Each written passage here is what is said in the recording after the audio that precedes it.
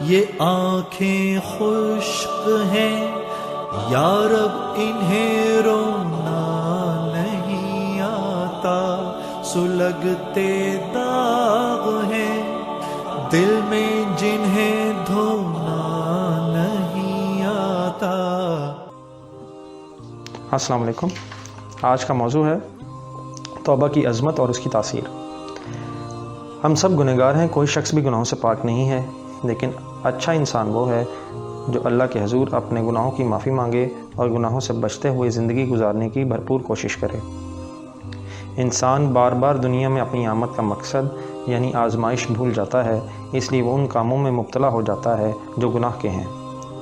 گناہ کرنا یقیناً بہت بری چیز ہے، لیکن اس پر اکڑ جانا اس سے بھی بڑا جرم ہے۔ اس لیے اگر کبھی انسانی تقاضے کے تحت کوئی گناہ ہو جائے تو فوراً توبہ کر لینی چاہیے۔ توبہ ہماری دینی تعلیمات کا اہم ستون ہے۔ توبہ کا مفہوم ہے پلٹنا، یعنی اپنے گناہوں پر شرمندہ ہو کر نیکی کے راستے کی طرف واپس آ جانا۔ توبہ کے بارے میں بہت سی آیات قرآن مجید میں ہیں، مثلاً سورہ تحریم سورہ نمبر 66 آیت نمبر 8 میں اللہ تعالیٰ کا ارشاد ہے، اے ایمان والو، اللہ کی جناب میں توبہ کرو خلوص کے ساتھ، امید ہے تمہارا رب تمہاری برائیوں کو تم سے دور کر دے گا۔ یہ توبہ کی تاثیر ہے۔ اگر آپ کے اخلاق اور کردار میں کوئی غلط چیز شامل تھی تو اللہ تعالیٰ آپ کے کردار کو ٹھیک کر دے گا، اور آپ کے اعمال نامے میں اگر دھبے لگے ہوئے تھے تو اللہ تعالیٰ ان دھبوں کو بھی دھو ڈالے گا اور داخل کرے گا تمہیں جنتوں میں بہہ رہی ہیں جن کے نیچے نہریں۔ سورہ نور سورہ نمبر 24 آیت نمبر 31 کے آخر میں ارشاد باری تعالیٰ ہے، اور توبہ کرو اللہ کے سامنے سب کے سب، اے ایمان والو، تاکہ تم فلاح حاصل کر سکو۔ ہم میں سے کچھ لوگوں پر مایوسی بھی طاری ہو جاتی ہے کہ اتنے عرصے سے گناہ کر رہے ہیں، ہمیں کیسے معافی ملے گی؟ ہم جیسے لوگوں کے اطمینان کے لیے سورہ زمر آیت نمبر 53 تا 61 کی آیات اللہ تعالیٰ نے نازل کی ہیں۔ اے نبی صلی اللہ علیہ وسلم کہہ دیجئے، اے میرے بندو جنہوں نے زیادتی کی ہے اپنی جانوں پر، مایوس نہ ہوں اللہ کی رحمت سے، بے شک اللہ تعالیٰ بخش دیتا ہے سارے گناہ، یقیناً وہی بڑا بخشنے والا اور رحم کرنے والا ہے۔ اور رجوع کرو اپنے رب کی طرف اور فرما بردار ہو جاؤ اس سے پہلے کہ آ جائے تم پر عذاب، پھر تم کو مدد نہیں ملے گی۔ اور پیروی کرو سب سے بہتر کتاب کی جو نازل ہوئی ہے تمہاری جانب تمہارے رب کی طرف سے، اس سے پہلے کہ آ جائے تم پر عذاب اچانک اور تم کو خبر بھی نہ ہو۔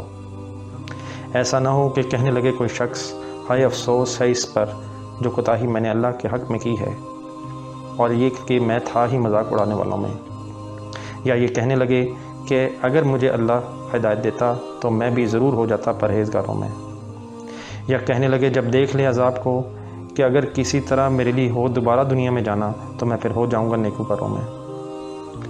ارشاد باری تعالیٰ ہوگا، کیوں نہیں، یقیناً تیرے پاس پہنچ گئی تھی میری آیات، بس تو نے جھٹلایا ان کو اور تکبر کیا اور ہو گیا کافروں میں۔ اور قیامت کے تم دیکھو گے ان لوگوں کے جنہوں نے جھوٹ بولا اللہ پر کہ ان کے چہرے سیاہ ہو رہے ہوں گے، کیا نہیں ہے دوزخ میں ٹھکانہ تکبر کرنے والوں کو؟ اور نجات دے گا اللہ ان کو جنہوں نے تقوی اختیار کیا، ان کی کامیابی کے سبب نہ پہنچے گی ان کو کوئی تکلیف اور نہ وہ غمناک ہوں گے۔ بے شک خلوص دل سے توبہ کرنے والے کے بڑے سے بڑے گناہ بھی معاف ہو سکتے ہیں۔ اب اس سلسلے میں آپ کے سامنے کچھ احادیث نبوی صلی اللہ علیہ وسلم پیش کرتا ہوں۔ ترمذی اور ابن ماجہ میں انس بن مالک رضی اللہ تعالیٰ عنہ سے روایت ہے کہ حضور صلی اللہ علیہ وسلم نے فرمایا کہ تمام بنی آدم بہت خطا کار ہیں، لیکن خطا کاروں میں بہترین لوگ وہ ہیں جو خوب توبہ کرنے والے ہیں۔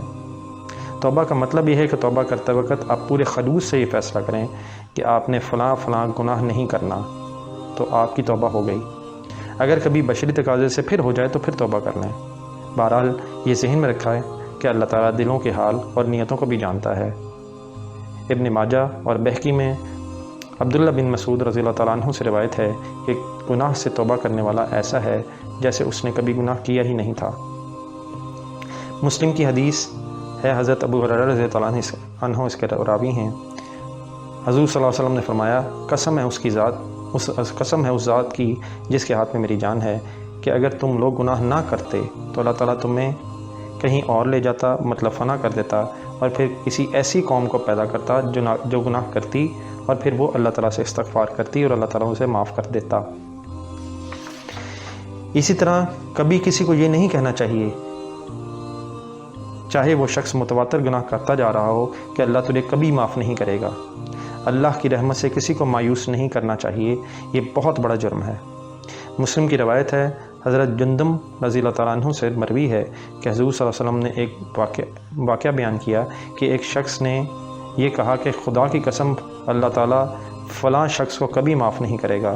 اس پر اللہ تعالیٰ نے فرمایا، یہ کون ہے جو میرے اوپر حکومت کرنے والا آ گیا، یعنی جو میری طرف سے حکم لگا رہا ہے کہ میں کبھی اسے معاف نہیں کروں گا۔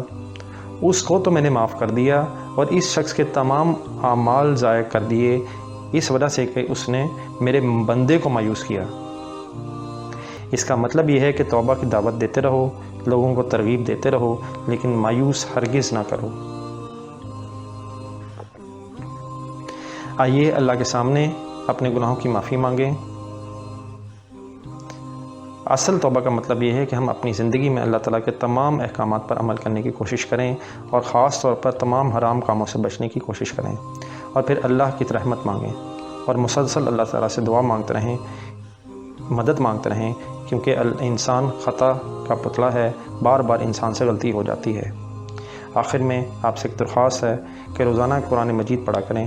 قرآن ہر جگہ موجود ہے، چاہے گھر ہو، مسجد ہو، موبائل ہو، جب موقع ملے ٹائم نکال کے کوشش کریں کہ کم سے کم ایک رکوع سے شروع کریں، اور پھر اللہ جس کو توفیق دے وہ اس میں اضافہ کرتا رہے۔ اللہ تعالیٰ ہمیں سیدھی راہ پر چلاتا ہوا جنت الفردوس میں لے جائے، آمین۔ دعاؤں کا طلبگار۔ اللہ حافظ۔